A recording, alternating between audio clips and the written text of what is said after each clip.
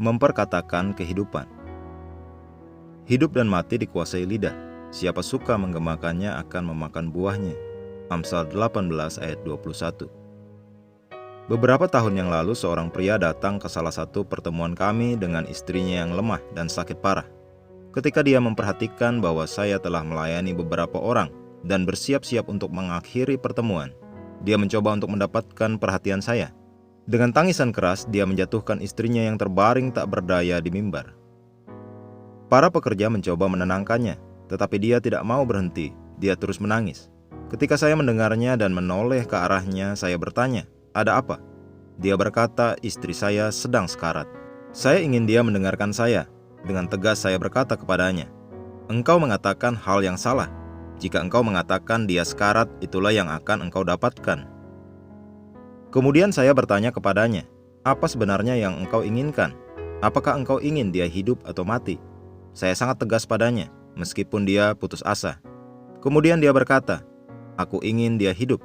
Saya menyuruh dia menumpangkan tangannya ke atas istrinya, menyebut nama istrinya dan memerintahkannya untuk hidup dan tidak mati. Ketika dia memanggil namanya dan mengucapkan kata-kata itu, sesuatu terjadi. Hanya beberapa detik setelahnya, wanita yang tadinya begitu lemah dan sakit-sakitan, tidak mampu berdiri sendiri, melompat kegirangan. Tubuhnya telah menerima kekuatan.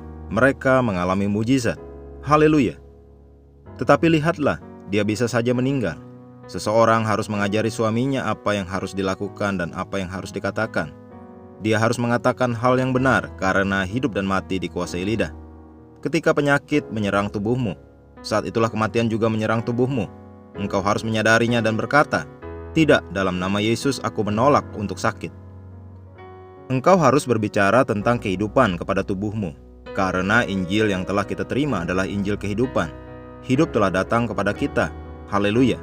Jika misalnya seorang Kristen didiagnosis dengan penyakit jantung, dengan perkataan penyakit jantung itu dapat disembuhkan atau bahkan dapat memiliki jantung yang baru.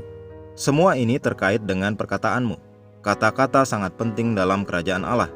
Dengan kata-katamu engkau dapat secara konsisten menentukan arahmu dalam kemenangan dan kesuksesan.